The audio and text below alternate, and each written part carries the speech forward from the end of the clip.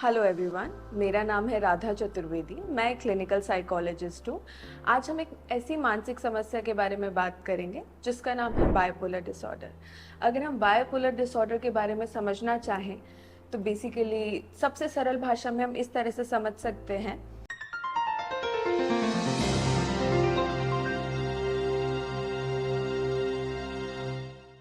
कि इंसान जब भी बायोपोलर डिसऑर्डर एक्सपीरियंस करता है या उससे जूझ रहा होता है तो इमोशनल हाइज और लो एक्सपीरियंस करता है।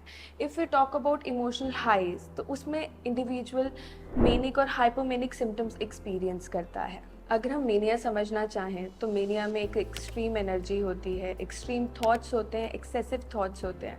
कई बार इंसान इंडल्ज करता है रेकलेस बिहेवियर में, जैसे कि ओवर स्पेंडिंग, सब्सटेंस अब्यूज़ या फिर डिसीजन मेकिंग में भी प्रॉब्लम होना। तो जब भी इंसान मेनिया के सिम्टम्स एक्सपीरियंस करता है, these are the very common symptoms जो देखने को मिलते हैं। If you talk about hypomania which is also known as lesser degree of mania, अगर हम हाइपोमेनिया समझे तो वो मेनिया की तरह ही होता है, सेम तरह के सिम्टम्स ही होते हैं बट कम सीवियरिटी में, लेसर सीवियरिटी में। फंक्शनिंग उतनी हैम्पर नहीं होती है जितनी कि मेनिया में होती है। तो यूजुअली कई बार जब इंसान हाइपोमेनिक सिम्टम्स एक्सपीरियंस कर रहा होता है तो इंसान उसको आइडेंटिफाई भी नहीं कर पाता, समझ भी नहीं पाता है, अनआइडेंटिफाइड भी रह जाते हैं।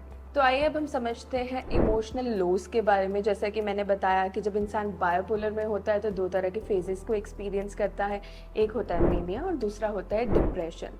अगर हम डिप्रेशन की बात करें तो एक परसिस्टेंट फीलिंग ऑफ सैडनेस रहती है। इंसान बहुत थकान महसूस करता है, उसका इंटरेस्ट अपनी रोज़मर्रा की ज़िंदगी में या जिन चीज़ों को वो इन्जॉय करता था उसमें बहुत कम होने लगता है। एक परसिस्टेंट फीलिंग रहती है, एक नेगेटिव थॉट्स रहते हैं टुवर्ड्स सेल्फ, अदर और फ्यूचर के बारे में। कॉन्फिडेंस कम हो जाता है, पेसिमिस्टिक व्यू होता है टुवर्ड्स फ्यूचर। मैं बिल्कुल समझती हूँ और मैं आपको भी यही समझाना चाहती हूँ कि बायपोलर डिसऑर्डर के साथ रहना कोई आसान बात नहीं है, मगर कुछ तरीके हैं जिनका इस्तेमाल करके आप इस चीज़ से कोप अप कर सकते हैं। जैसे कि हमारी मेडिसिन्स बहुत हेल्प करती हैं हमारे न्यूरोट्रांसमीटर को बैलेंस आउट करने में, क्योंकि अगर हम साइकियाट्रिक इलनेसेस या बायपोलर की बात करें तो हमारे न्यूरोट्रांसमीटर्स इम्बैलेंस हो जाते हैं। तो बेसिकली मेडिकेशंस हेल्प करती हैं हमारे मूड को रेगुलेट करने में, हमारे मूड स्विंग्स को मैनेज करने में। अगर हम नेक्स्ट लाइन ऑफ ट्रीटमेंट की बात करें तो है साइकोथेरेपी।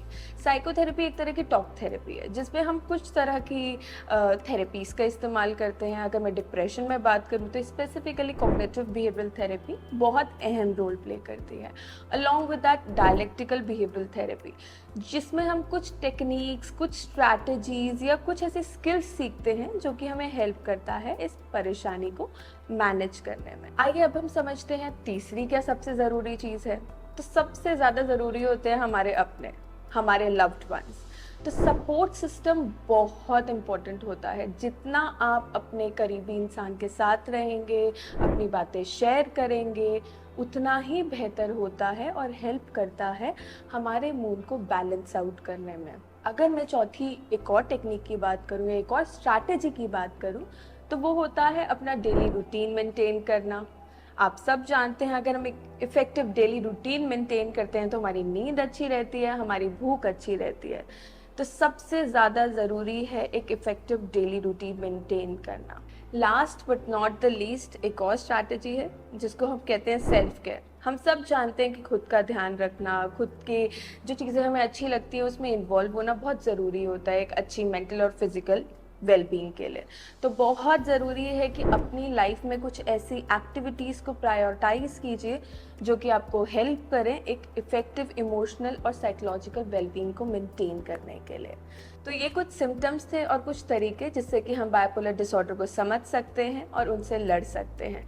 अगर आपको ऐसा लगे कि इन स्ट्रैटेजीज़ को यूज़ करके भी आप चीज़ को मैनेज नहीं कर पा रहे हैं तो जल्द से जल्द मेंटल हेल्थ प्रोफेशनल से संपर्क करें।